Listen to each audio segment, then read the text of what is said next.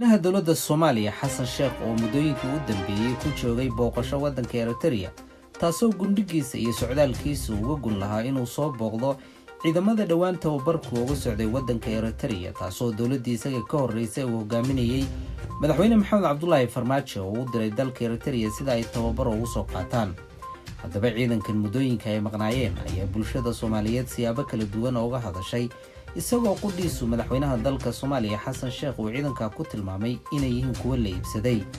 balse indhihiisa uu ku soo arkay tirakoob guudna uu ku soo sameeyay habka ciidanka loo tababaray iyo sida loo carbiyay. ciidan lagu qiyaasay 5,000 oo askari inay yihiin tababarka casriga ahna lagu siiyay waddanka Eritrea ayuu kormeer ku soo maray kuna soo arkay madaxweynaha dalka Soomaaliya Xasan Sheekh taasoo isaga madaxweynaha dalka Eritrea Siyaas Afargo ay ku soo wada arkeen tababarka halka uu uga socdo ciidanka Soomaaliyeed ee dhawaan halka loo diray. madaxweyne Xasan Sheekh ayaa markii uu dalka dib ugu soo laabtay kulan la yeeshay waalidiinta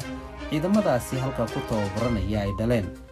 madaxweynaha ayaa uga warbixiyay ciidanka caafimaadkiisa iyo badqabkooda sidoo kalena sheegay inay nabad qabaan tiro ahaan iyo bad ahaanba.